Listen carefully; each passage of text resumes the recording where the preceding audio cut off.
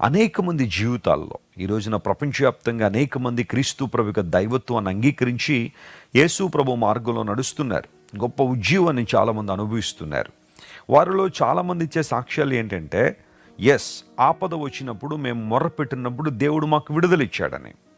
Hudson Taylor అనే దేవుని సేవకుడు ఆయన సముద్ర ప్రయాణం చేస్తున్నప్పుడు పూర్వ దినాల్లో తెరచాప పడవలు ఉండేవి.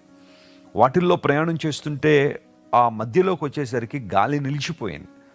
నావికులు చెబుతూ ఉంటారు, అలాంటి సిచ్యువేషన్ కనుక వస్తే 1 వారం రోజుల వరకు కూడా మరలా పడవ నడిపించడానికి అవకాశం ఉండదని. ఆ గాలి విసరదట. ఆ సందర్భంలో హడ్సన్ టేలర్ అన్నాడు, నేను ప్రార్థన చేస్తాను, నువ్వు వెళ్ళి తెరచాపలు ఎత్తు అన్నాడు. కెప్టెన్ నమ్మలేదు, కానీ దేవుని సేవకుడు అతన్ని పంపించాడు. మరలా నేను ప్రే చేస్తాను, నా దేవుడు అద్భుతం చేస్తాడని. వారం రోజుల వరకు కూడా పడవ నడవని స్థితిలో, అలాంటి పరిస్థితుల్లో ఉండిపోవలసిన వారు దైవజనుడు ప్రార్థన చేయగానే వెంటనే దేవుడు గాలిని పంపించాడట. అద్భుతం జరిగినట్టుగా హడ్సన్ టేలర్ తన జీవితంలో ఈ అంశాన్ని రాసుకుంటూ వచ్చారు. ఇది మాట్లాడుకోవడానికి చిన్నగానే అనిపించచ్చేమో కానీ ఆ పర్టికులర్ టైంలో దేవుడు చేసిన గొప్ప మేలు హడ్సన్ టేలర్ అనుభవించాడు. నీ జీవితంలో ఆపద వచ్చినప్పుడు నువ్వు దేవుని వైపు చూడగలవా?